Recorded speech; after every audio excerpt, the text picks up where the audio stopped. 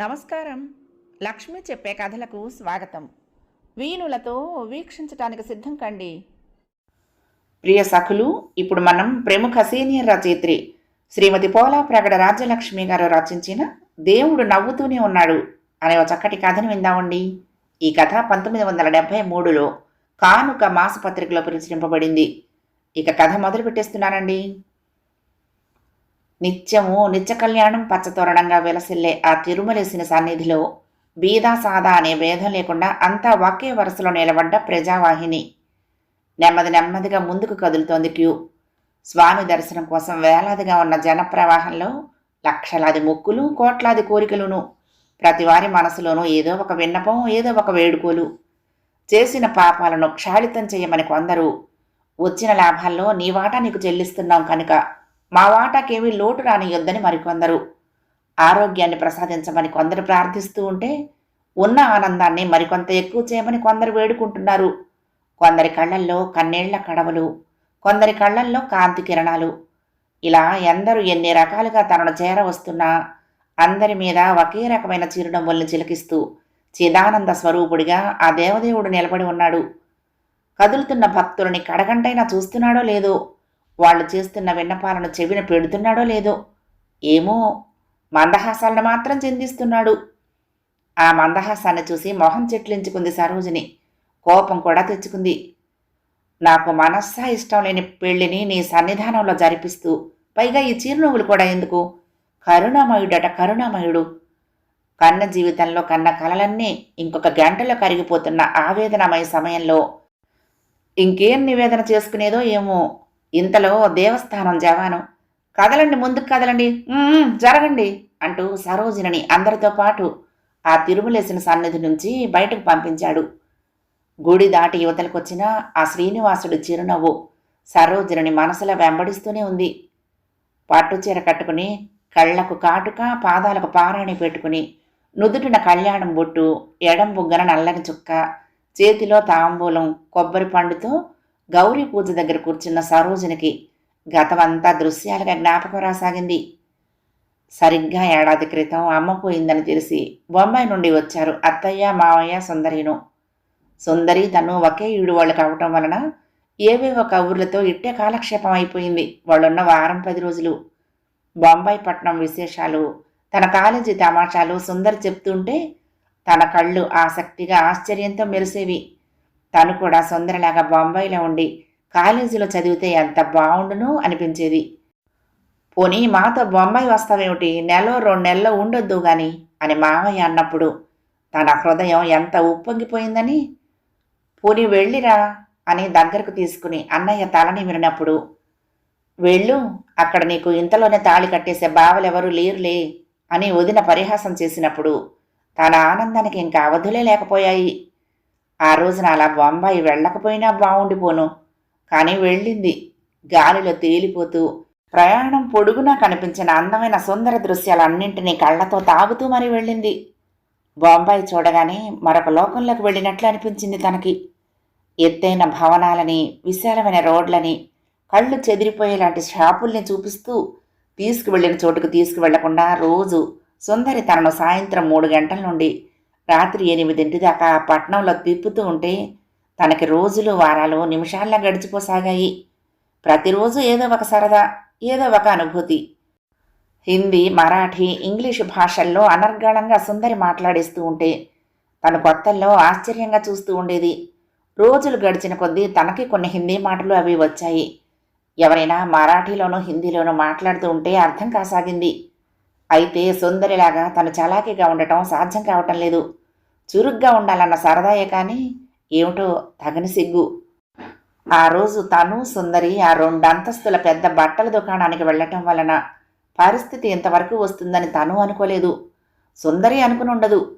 తనకు నచ్చిన ఆ కొత్త వెరైటీ గ్రీన్ సిల్క్ శారీ ఖరీదు 70 రూపాయలని కొట్టువాడు చెప్పినప్పుడు, తన పర్సులో 50 రూపాయలే ఉన్నప్పుడు తను నిరాశతో ఎంత బాధపడిపోయిందో. ఇంటికి వెళ్ళి అత్తయ్యనో మావయ్యనో అడిగితే తక్కిన 20 ఇస్తారు. కానీ ఇది అని చెప్పలేని మొహమాటం. తన మనసులో ఉన్న భావాన్ని కనిపెట్టిందో ఏమో నవ్వుతూ అంది సుందరి. ఆ చీర నీకంత మనసైతే కొనుక్కోవచ్చు, కానీ అమ్మను కానీ నాన్నను కానీ డబ్బు అడగకుండా కొనుక్కోవాలంటే ఎలా? షాపు వాడేమో 70 రూపాయలకి తగ్గించేది లేదంటున్నాడు. ఇంకా ఈ పరిస్థితిలో ఒకే ఒక మార్గం ఉంది అని చెప్పి మర్నాడు ఉదయం 9ంటికే తనను ఇంట్లో నుంచి బయలుదేరదీసి దారిలో ఆ మార్గం ఏదో సుందరి ఉపదేశించేసరికి తన గుండె గతుక్కుమంది. అమ్మో, అత్తయ్యకి మావయ్యకి తెలిస్తే అంది. ఈ మహాపట్నంలో వాళ్ళకెలా తెలుస్తుంది?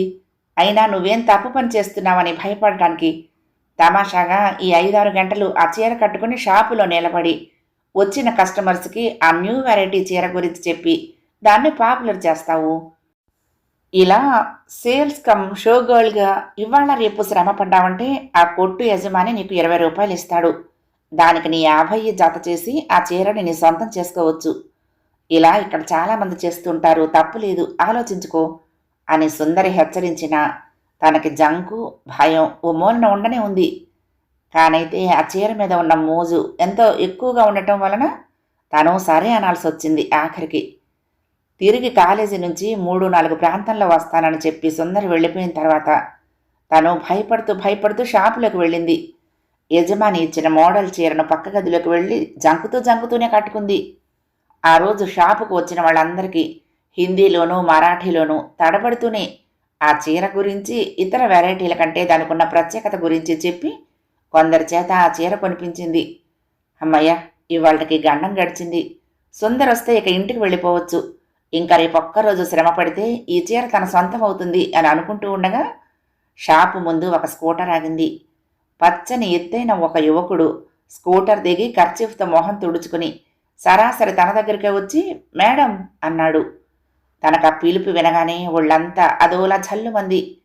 తలెత్తి ఓరగా అతనికేసి చూస్తే సరిగ్గా అదే సమయంలో అతను తనకేసి చూస్తున్నాడు. తనకెంత సిగ్గేసిందని. మేడం, మీ పేరు? సారీ, మీరు కట్టుకున్న శారీ పేరు అన్నాడు హిందీలో. తనకి కోపము వచ్చింది, నవ్వు వచ్చింది. ఆ చీరకు సంబంధించిన వివరాలన్నీ చెప్పింది. తను కట్టుకున్న శారీ రంగు బాగుందని, అలాంటి రంగుదే కావాలని చెప్పి మర్నాడొచ్చి తీసుకుంటాను అంటూ స్కూటర్ ఎక్కి వెళ్ళిపోయాడు. ఆ రోజల్లా చురుకుగా ఆకర్షణీయంగా ఉన్న ఆ యువకుడే అనుక్షణం తన ఆలోచనల్లోకి రాసాగాడు. ఎప్పుడూ లేనిది అతనితో మాట్లాడుతున్నప్పుడు ఆ గగుర్పాటేమిటి తనకి?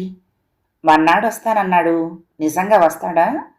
వచ్చి చీర కొనుక్కుని పట్టుకెళ్తానన్నాడు. ఎవరికి పట్టుకెళ్తాడు? అతనికి ఒకవేళ పెళ్లి కాలేదు కదా? అదిరిపడింది. పెళ్ళైతే మరొక ఆడపిల్ల కళ్ళల్లోకి అంత సూటిగా మగాడు చూడలేడే. అదేదో రేపు తేల్చుకుందు గాని ఈ రాత్రికి పడుకోవే బాబు అని రహస్యంగా సుందరి కసురుకోవటంతో తను పడుకోక తప్పలేదు. మర్నాడు మళ్ళీ మామూలుగా అత్తయ్యకు మామయ్యకు ఊరు చూస్తాను అని చెప్పి సుందరితో కలిసి బయలుదేరింది తను. సుందరి తనను బట్టల షాపు దగ్గర దిగవిడిచి, ఇదిగో నేను 3:30 అయ్యేటప్పటికి వచ్చేస్తాను. ఈలోగా షాపులో సేల్స్ గర్ల్ పని పూర్తి చేసుకుంటావు. అతని 2 రోజులకు ఇచ్చే 20 రూపాయలు కలుపుకొని నీకు మనసైన శారీ తీసుకుని రెడీగా ఉంటావు. లేదా నిన్నటి నవమన్మధుడితో కబుర్లు చెప్తూ ఉంటావు. ఏమో నీ ఇష్టం తల్లి. నేను రాగానే మాత్రం ఇద్దరం కలిసి ఇంటికి వెళ్ళిపోవాలి. ఆలస్యం చేయడానికి వీల్లేదు సుమా అంటూ హెచ్చరించి మరీ వెళ్ళింది. గంటలు గడుస్తున్నాయి. షాపులోకి వచ్చిన వాళ్ళందరికీ సమాధానాలు చెప్పలేక తనకు చిరాకేస్తుంది. ఇంకొక అరగంటలో తనకి డ్యూటీ అయిపోతుంది. కొట్టు యజమానికి 50 రూపాయలు ఇవ్వడంతో ఆ అందమైన చీర తన సొంతమవుతుంది. ఈలోగా సుందరి కూడా వచ్చేస్తుంది. కానీ ఇంకా అతను రాలేదే. ఎలాగా? ఇక రాడేమో. తన గుండె గతుక్కుమంది. ఆ సమయంలో బయట స్కూటర్ ఆగిన చప్పుడైంది. అటు చూసింది. అవును, అతనే. తన కళ్ళు ఆనందంతో కంగారుగా 2-3 సార్లు టపటపలాడుతూ మూసుకుని తెరుచుకున్నాయి. వచ్చే చిరునవ్వును పెదవుల మీదే నిలిపేస్తూ, నిన్న చూపించిన శారీ ఏదండి అన్నాడు అతను హిందీలో. వణుకుతున్న చేతులతో చీర అతనికి అందిస్తూ ఉంటే అతని వేళ్లు తనకు తగిలాయి. సారీ అన్నాడు అతను వెంటనే ఇంగ్లీష్లో. తను చట్టుకున పర్లేదులేండి అనేసింది తెలుగులో. అతను ఆశ్చర్యంతో ఆ మట్టునే ఉండిపోయి, ఏంటి మీరు తెలుగు వాళ్ళా అన్నాడు స్వచ్ఛమైన తెలుగులో. కాసేపు ఆగి, నా పేరు జగదీష్, మీ పేరు అడిగాడు. తన పేరు అతనికి చెప్తూ ఉండగానే గాలిది మరంలా వచ్చింది సుందరి. ఏం డ్యూటీ అయిపోయిందా, వెళ్ళిపోదాం, టైం అయింది అంటూ శారీ తీసుకుని అతను స్కూటర్ దగ్గరకు నడిచాడు. యజమానికి 50 రూపాయలు చెల్లించి తను కూడా తను కట్టుకున్న చీర తనది అనిపించుకుని సుందరితో యువతలకు వచ్చింది. అప్పటిదాకా అతను బయట స్కూటర్ దగ్గర నిలబడి ఉన్నాడు. తనను చూసి చిరునవ్వు నవ్వాడు. వీరు అంటూ అతనిని సుందరికి పరిచయం చేయబోతే, ఆ నాకంతా అర్థమైంది అంది సుందరి. అతని కేసి తిరిగి, మీరెక్కడికి వెళ్ళాలి అడిగింది. రిజర్వ్ బ్యాంకు వరకు చెప్పాడు. ఏమిటి, ఆయన రిజర్వ్ బ్యాంకులో పనిచేస్తున్నారా అనుకుంది తను. రిజర్వ్ బ్యాంకు వైపా, అయితే మేము అటే కబుర్లు చెప్పుకుంటూ వెళ్ళొచ్చు అంది సుందరి. దారిలో సుందరి చలాకీగా ఏవో కబుర్లు చెప్తూ ఉంటే అతను సమాధానాలు ఇస్తూ స్కూటర్ నడిపించుకుంటూ మధ్య మధ్య తనకేసి దొంగ చూపులు విసరసాగాడు. మధ్యలో ఎవరో హలో సుందరి అంటూ పిలిస్తే సుందరి అటు వెళ్ళింది. ఆ అవకాశం తీసుకుని జగదీష్, ఇక్కడ ఎవరైనా బంధువులు ఇంటికి వచ్చారా మీరు అని అడిగాడు. మీకెలా తెలుసు? మొదటి నుంచి ఇక్కడే ఉంటున్న అమ్మాయి అయితే మీలాగా ఉండరు, అదిగో మీ సుందరిలా ఉంటారు అన్నాడు. తనకి నవ్వొచ్చింది. మళ్ళీ మిమ్మల్ని ఎక్కడ కలుసుకోవచ్చు అడిగాడు. ఈ చౌరస్తాలోనే, అదిగో ఆ షాపు దగ్గర ఇదే సమయంలోనండి అంటూ అతని ప్రశ్నకు సమాధానం చెప్పింది సుందరి అప్పుడే అక్కడికొచ్చి. రైటో అంటూ అతని స్కూటర్ మీద వెళ్ళిపోయాడు. చురుకు, అందం, ఆకర్షణ, రిజర్వ్ బ్యాంకులో ఉద్యోగం, స్కూటర్ మీద తిరగటం, దర్జా జీవితం. ఓహ్, ఏమిటే అతను వెళ్ళిపోయి 5 నిమిషాలైనా ఇంకా అటే చూస్తున్నావు? భయం లేదులే, రేపు అతను తప్పకుండా ఇక్కడ వచ్చి వాలతాడు. నీలాంటి బంగారపు బొమ్మను వదులుకునేటంత అమాయకుడు కాదులే, అతని మొహం చూస్తేనే తెలుస్తుంది అంటూ సుందరి తనను సిటీ బస్ వైపు నడిపించింది బలవంతంగా. చీరకు సరిపడా డబ్బు లేదన్నావు, ఆ డబ్బుకే ఎలా ఇచ్చాడు షాపువాడు అంటూ మర్నాడు తను ఆ చీర ముచ్చటపడి కట్టుకుని ముస్తాబై సుందరితో కలిసి జగదీషుని కలుసుకోవటానికి వెళ్ళబోతూ ఉంటే అత్తయ్య నిలదీసి అడిగింది. ఏం సమాధానం చెప్పాలో తెలియక తను బిత్తరపోతూ నిలబడింది. చట్టున సుందరి అడ్డుకుని, మొదట ఇవ్వనన్నాడే అమ్మా, తర్వాత కొంచెం డ్యామేజ్ కనిపించింది, 10 రూపాయలు తగ్గింది, తర్వాత మరొక చిన్న పోగిపోయింది అన్నాము, దాంతో 20 రూపాయలు తగ్గించాడులే, కదిటే సరోజిని అంటూ ఓ అబద్ధాన్ని చక్రంలా అడ్డేసింది. అత్తయ్య సుందరి కన్నా 2 ఆకులు ఎక్కువే నేర్చింది. అందుకే ఏవి ఆ డ్యామేజ్లు చూడని అంది. తన గుండె ఆగినంత పనయింది. కానీ సుందరి అత్తయ్యకు కూతురేగా, అలా అడుగుతుందని ముందే ఊహించిందిట. అందుకే చీర తేగానే క్రితం రాత్రే అత్తయ్య నడుము వాల్చాక రహస్యంగా ఇంట్లో మిషన్ మీద 2 చిన్న ప్యాచ్లు వేసిందిట. అవి చూపించి అత్తయ్యను నమ్మించింది. బతుకు జీవుడా అని సాయంత్రం షైరు వంకన సుందరితో కలిసి బయటపడింది. అనుకున్న చోటికి వచ్చేసరికి అప్పటికే జగదీష్ వచ్చి వేచి ఉన్నాడు. అతన్ని చూడటంతోనే తన మనసు ఉత్సాహంతో ఉరకలు వేసింది. అయ్యా జగదీష్ గారు, మీరు మా సరోజిని కలిసి ఏమేం కబుర్లు చెప్పుకుని ఎక్కడెక్కడికి వెళ్ళినా 7 అయ్యేసరికి ఇక్కడ ఉండాలి. ఎట్టి పరిస్థితుల్లోనైనా 8 దాటకుండా ఇంటికి రాకపోతే మా అమ్మ కర్రబుచ్చుకుంటుంది. మరి నేను వస్తాను అంది సుందరి. నువ్వెక్కడికే నన్నొక్కత్తిని వదిలేసి అంది తను భయంగా. ఒక్కెత్తవు ఏంటి, ఆయన ఉన్నారుగా, నేను అర్జెంటుగా ఒక ఫ్రెండ్ని కలుసుకోవాలి, వస్తా, టాటా, చీర్యూ అంటూ పీలుస్తున్నా వినిపించుకోకుండా వెళ్ళిపోయింది సుందరి. అదేమిటండి అలా భయపడుతున్నారు, మిమ్మల్ని కోరుకు తినేయంలేండి అన్నాడు జగదీష్. తనకి కోపంతో పాటు నవ్వు కూడా వచ్చింది. మాట మార్చడం కోసం, అవును మీ స్కూటర్ ఏది అంది. అతను పక్కపక్క నవ్వుతూ, భలేవారే, ఆ స్కూటర్ నాది కాదు, ఒక ఫ్రెండ్ది అన్నాడు. ఒక మాట అడగనా? 1 కాదు 10 అడగండి, అలా బీచ్లకు వెళ్ళి కూర్చున్నాక అన్నాడు. అతని పక్కన తనకిష్టమైన ఆ చీరలో ముచ్చటగా నడుస్తూ ఉంటే స్వర్గలోకాల్లోకి తేలిపోతున్నట్లు అనిపించింది. చీర మాసిపోకుండా జాగ్రత్తగా సర్దుకుని ఇసుకలో కూర్చుంటూ ఉండగా, ఇప్పుడు అడగండి ఆ ప్రశ్న ఏదో అన్నాడు జగదీష్. తను కాసేపు తటపటాయించింది. అబ్బే మరేం లేదు, నిన్న మీరు కొన్న ఇలాంటి చీర ఎవరి కోసం, నాతో చెప్పొచ్చా అంది.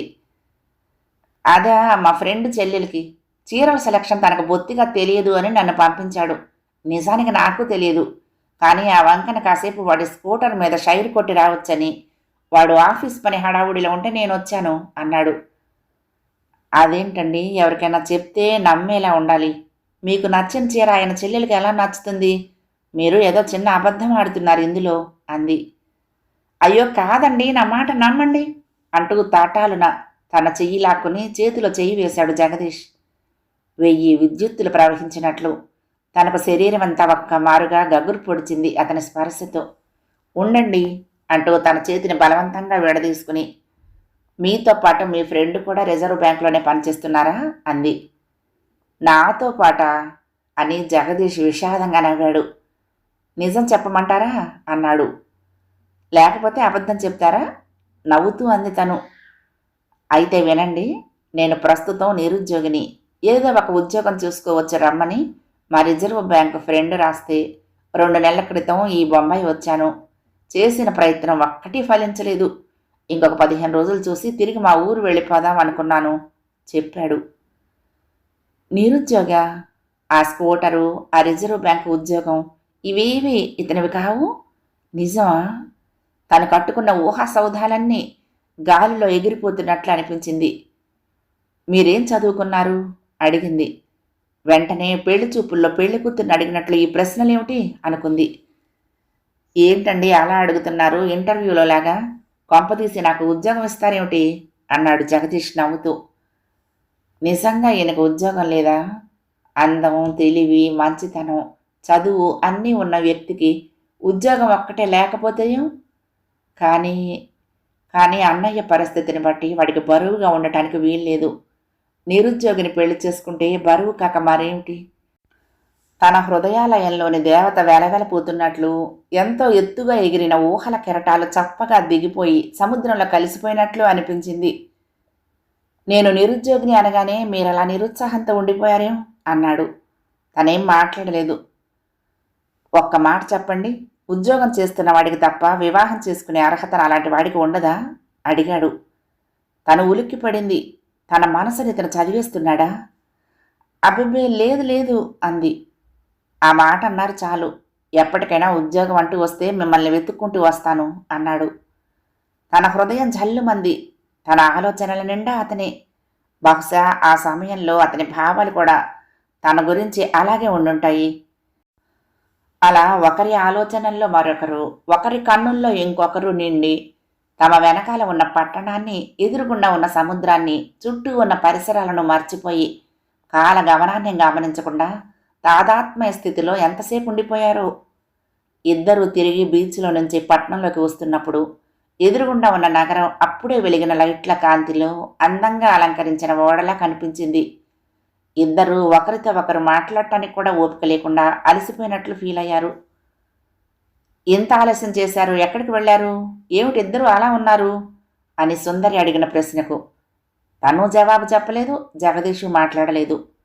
మర్నాడు సుందరి తనను అడిగింది, ఏమిటే నిన్నటి నుంచి అలా ఉన్నావు అని. తను కాసేపు తాటపటాయించి చెప్పింది, అతనికి ఉద్యోగం లేదు, నిరుద్యోగి అని. మరి రిజర్వ్ బ్యాంక్ ఏమిటి? అది తన స్నేహితుడు పనిచేస్తున్న బ్యాంకుట. నిరుద్యోగికి ఆ స్కూటర్ ఎందుకు? అది కూడా అతనిది కాదుట. అబ్బో, మొత్తానికి పెద్ద మోసగాడిలో ఉన్నాడే. ఇలాంటి వాళ్ళు బొంబాయిలో ఆడపిల్లల్ని వలలో వేసుకుని మోసం చేసి వదిలేస్తూ ఉంటారు అంది. ఆయన అలాంటి వారిలా లేరే. ఏంటి అప్పుడే ప్రేమిస్తున్నామేమిటి? ఇలాంటివి జీవితంలో ఎన్నో జరుగుతాయి, సరదాగా తీసుకుని మర్చిపోవాలి కానీ మరీ మనసుకు పట్టించుకోకూడదు అంది సుందరి. ఉద్యోగం వచ్చాక నన్ను వెతుక్కుంటూ వస్తానన్నాడు. ఏంటి నువ్వు నమ్మావా? నన్ను అన్యాయం చేయనన్నాడే. నువ్వు అతనికి దొరకపోతే నీకు అన్యాయం ఏమిటి? అతనికే అన్యాయం, నీలాంటి బంగారపు బొమ్మ తప్పిపోయినందుకు. సరే గాని ఈ కబుర్లు తీసిపారేసి ఇవాళ తాడో పేడో తేల్చేసుకో. నడు, అక్కడికి వెళ్దాం అంది. క్రితం రోజు కలుసుకున్న చోటుకి వెళ్ళి ఎన్ని గంటలు నిరీక్షించినా జగదీష్ రాలేదు. నిలబడి నిలబడి కాళ్ళు పీకేశాయి. చూసి చూసి కళ్ళు నిప్పెట్టాయి. 7 గంటలకు బాధతో నీరసంగా తిరిగి ఇంటి ముఖం పట్టారు. చూసావా, పెద్ద ప్రేమికుడు, ప్రేమ అని మురిసిపోయావు అంది సుందరి ఎత్తి పొడుస్తూ. తనకు ఏడుపు వచ్చింది. ఆ తర్వాత వారం 10 రోజులకు అన్నయ్య దగ్గర నుండి ఉత్తరం రావటం, తను బొంబాయి వదిలి వచ్చేయటం జరిగిపోయింది. తనను చూసుకోవటానికి ఎవరో పెళ్లివారు వచ్చారు. వాళ్లకు తను నచ్చింది కూడా. ఎక్కువ కట్నం అడక్కపోవటం వలన అన్నయ్యకు కూడా వాళ్ళు నచ్చారు. ఇంకా పెళ్లికొడుకు తనకు నచ్చాడా లేదా అనే సంగతే పట్టించుకోకుండా మగ పెళ్లివారి ఇష్ట ప్రకారం తిరుపతి కొండ మీద పెళ్లి చేయటానికి అన్ని ఏర్పాట్లు జరిగిపోసాగాయి. ఇంకా తను కాదంటే మాత్రం ఏమైనట్లు? కాదని మాత్రం ఎలా అంటుంది? జగదీష్ తనకేమైనా ఆశ మిగిలిస్తే కదా. అతనితో కాకపోయాక ఇక ఎవరితో అయితేనేం తన పెళ్ళి? అందుకే అంగీకరించింది. మీ ఇష్టమే నా ఇష్టమని అన్నయ్యతోనూ వదినతోనూ చెప్పింది.